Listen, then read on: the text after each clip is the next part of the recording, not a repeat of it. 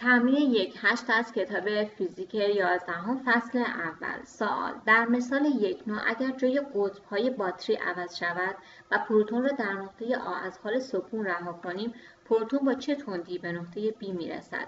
بچه دقت کنیم، مثال همون مثال قبله، فقط گفته جای قطب‌ها رو بیاین عوض کنین، یعنی این صفحه به جای اینکه مثبت باشه بشه منفی و این صفحه به جای اینکه منفی باشه بشه مثبت.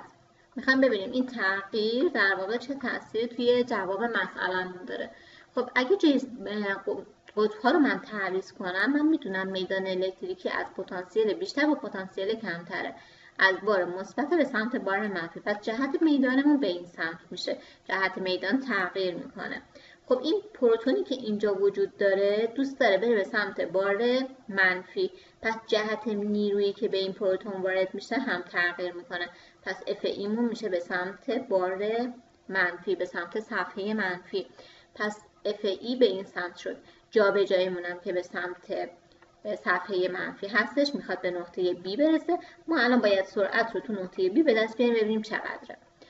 فاصله نقطه آ تا B رو هم که خود مسئله بهمون داده. چی کار میکنیم؟ طبق مثال قبلی ما برای اینکه سرعت رو به دست بیاریم میایم از قضیه کار و انرژی استفاده میکنیم، میگیم کار برابر میشه با تغییرات انرژی جنبشی.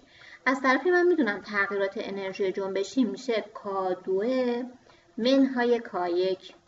قبول داری K1 صفره؟ چرا؟ چون گفته از حال سکون رها میکنیم، چون حالت اول سکون بوده پس سرعت اولیه‌مون هم صفره، پس K1 برابر میشه با صفر، پس دلتا K با K2 برابر شد و ما میدونیم انرژی جنبشی هم فرمولش به این صورت 1/2 mv2، چون اندیسه 2 داره یه 2 هم اینجا قرار میدم. خب W چی میشه؟ W برابر میشه با FD کوسینوس تتا. ما توی این مسئله F رو نداریم، به جاش E رو بهمون داده، میدان الکتریکی رو بهمون داده و مقدارش 2 ضرب در 10 به توان 3 نیوتن بر کولون هستش.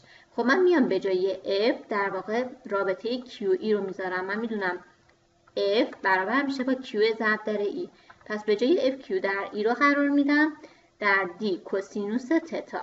خب W مون باید با دلتا K برابر باشه، درسته؟ طبق این رابطه اولی که من نوشتم قضیه کار و انرژی، پس W که QED کوسینوس تتا هستش رو من مساوی 1/2 mv2 قرار میدم، پس میگم QED کوسینوس تتا برابر میشه با 1/2 mv2. خب حالا به جای کمیت هایی که داریم مقدارشون رو قرار میدیم. Q بار پروتونه، بار پروتون میدونیم 1/6 ضرب در 10 به توان منفی 19.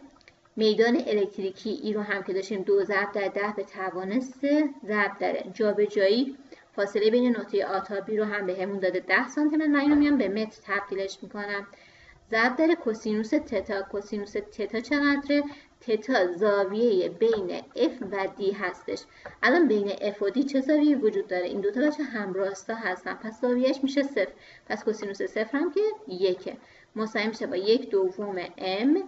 اممون هم جرم پروتونه که داریم 1/67 ضرب در 10 به توان منفی 27 ضرب در V2 به توان 2. میخوایم V2 رو پیدا کنیم.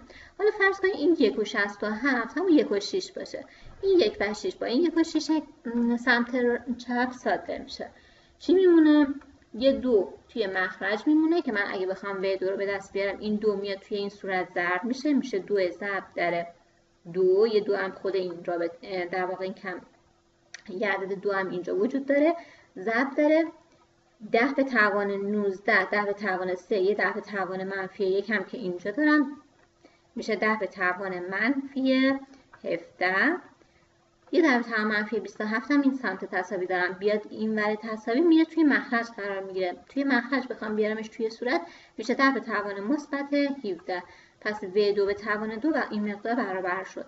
یه ساده سازی کنم میگم V2 به توان 2 برابر میشه با 2 تا 4 تا ضرب داره 10 به توان منفی 17 10 به توان مثبت 27 میشه 10 به توان مثبت 10، پس V2 مون برابر میشه با جذر این عبارت، یعنی جذر 4 ضرب در 10 به توان 10 که میشه 2 ضرب در 10 به توان 5. واحدش چیه؟ متر بر ثانیه. مثال 1 از کتاب فیزیک 11 فصل اول. سوال: در نتیجه برخورد پرتوهای کیهانی با مولکول‌های هوا، الکترون‌های از این مولکول‌ها کنده می‌شوند. در نزدیکی سطح زمین میدان الکتریکی با بزرگی 150 نیوتن بر کولون و جهت رو به پایین وجود دارد. الف، اگر یکی از این الکترون‌ها تحت تاثیر این میدان 500 متر رو به بالا جابجا شود، انرژی پتانسیل الکتریکی آن چقدر تغییر می‌کند؟ بچه‌ها من یه بار سوال رو توضیح میدم. یه میدان الکتریکی رو به پایین داریم. میدان الکتریکی ما میدونیم از قطب مثبت هستش، یعنی از صفحه مثبت به سمت صفحه منفی. پس الکترونی که اینجا وجود داره دوست داره، تمایل داره بره به سمت صفحه مثبت، پس به سمت بالا جابجا میشه. خب چون میدانمون به سمت پایین هستش، نیروی الکتریکی که از طرف میدان بهش وارد میشه به سمت بالا. گفتیم دیگه چون الکترون دوست داره بره به سمت بار مثبت، پس جهت نیروی الکتریکی وارد بر اون به سمت بالاست. جابجایی جسم به سمت بالاست، در واقع جابجایی این الکترونمون به سمت بالا. پس زاویه بین اف و دی چقدر میشه؟ 0 میشه. حالا مسئله از ما اصلا چی خواسته؟ گفته انرژی پتانسیل الکتریکی ببینید چقدر تغییر میکند.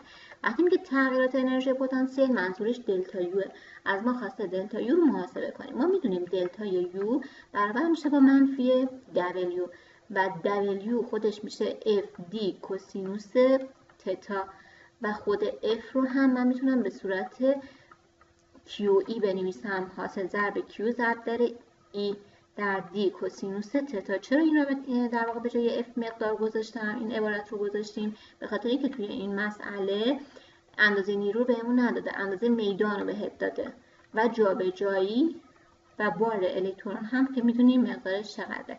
پس میام به جای اف کیو ضرب در ای رو میذارم. پس دلتا یو برابر میشه با منفی کیو مون رو داریم 1.6 در توان منفی 19. میدان الکتریکی رو هم بهمون داده 150 ضرب داره جابجایی هم که داریم 500 کوسینوس تتا کوسینوس زاویه 0 هم که میشه 1. من میخوام جواب اینو حساب کنم. کافیه اعداد رو جداگونه در هم ضرب کنم. 1.6 ضرب در 150 ضرب در 500. قبول داری این سه تا صفر رو میتونم در نظر نگیرم، بگم این میشه 10 به توان 3 با این 10 به توان منفی 19 بشه 10 به توان منفی 16 و بیام حاصل ضرب 1.6 در 15 در 5 رو حساب کنم. این سه تا رو در هم ضرب کنم میشه 120. یه منفی هم عبارتمون داره ضرب در 10 به توان منفی 16 که من بخوام اینو به صورت نماد علمی بنویسم میشه منفی 1.2 ضرب در 10 به توان منفی 14. واحدمون هم میدونیم ژول هستش، انرژی. قسمت ب گفته اختلاف پتانسیل الکتریکی دو نقطه که الکترون بین اونها جابجا میشه این چقدره؟ بچه اختلاف پتانسیل الکتریکی رو با دلتای وی نشون میدیم. با دلتای وی نشون داده میشه. دلتای وی برابر میشه با دلتای یو به روی کیو. دلتا یو مون چقدره؟ دلتا یو رو از قسمت قبل به دست آوردیم منفی 1.2 ضرب در 10 به توان منفی 14 به روی بارمون. بچه دقت کنید توی این رابطه ای که اینجا وجود داره بار توی قدر مطلق نیست، یعنی اگه بارم مثبت باشه یا منفی باید با علامت قرارش بدم. الان پروتونه، پس چون پروتون بارمون منفی میشه پس میشه منفی 1.6 ضرب در 10 به توان منفی 19. خب این دوتا عبارت رو به هم تقسیم کنم میشه 75 صدم ضرب در توان منفی 19 هم بیاد بالا میشه مثبت 19 با منفی 14 در منفی 14 که ضرب بشه در توان منفی 14 ضرب بشه میشه در توان مثبت 5. پس کلا میشه 7.5. بخوام نماد علمیش بنویسم میشه 7.5 ضرب در 10 به توان 4. واحدمون چیه؟ واحدمونم ولته. پس میشه 7.5 ضرب در 10 به توان 4 ولت. توی کتابتون فکر کنم بر حسب کیلو ولت نوشته شده. خب ما میدونیم کیلو میشه 10 به توان 3، پس کافیه من اینو تقسیم بر 10 به توان 3 کنم که میشه 7.5 ضرب در 10 به توان 1 که 7.5 رو میتونم بنویسم 75. واحدش هم که کیلو وات هستش. و از اینجا دلتای وی یا اختلاف پتانسیل الکتریکی برامون محاسبه میشه.